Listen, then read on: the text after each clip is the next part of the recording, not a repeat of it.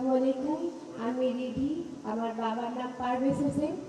2013 সালের ডিসেম্বরের 2 তারিখ আমার বাবাকে শাহবাগ থেকে তুলে নিয়ে যাওয়া হয়। আমি 2.5 বছর যখন আমার ছিল তখন থেকে আমার আম্মুর কোলে কোলে করে এখানে আসি। এখন আমি বড় হয়ে গেলাম এখানে আসতে আসতে।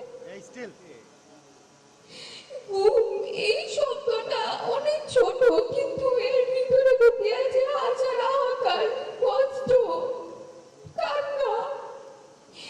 আমার ছোট থেকে একটাই স্বপ্ন যে আমি আমার বাবার সাথে স্কুলে যাব। ভবিষ্যৎ হোক নিরাপদ, বিনিয়োগ হোক বিশ্বস্ত, আর আমার পছন্দ সল্ট বে। ওয়েলকাম টু সল্ট বে। কিন্তু এখন পর্যন্ত আমার এই স্বপ্নটা পূরণ হচ্ছে না।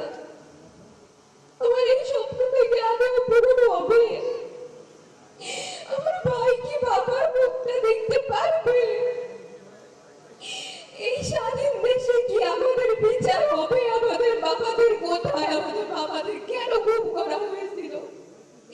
গুম কমিশন বলে ধরে নিন ওরা মৃত।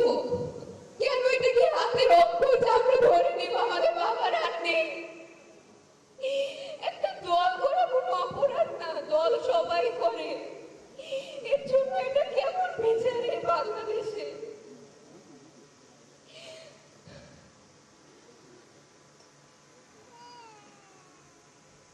বছর যায়, নতুন বছর আসে, কিন্তু আমাদের বাবার আসে না।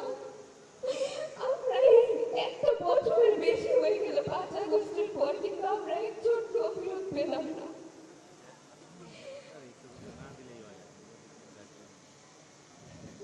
আমি তারেক রহমান চাচুর কাছে আশা করি যে আমাদের বাবাদের খুঁজে দেবে। এই বাংলাদেশের মাটিতে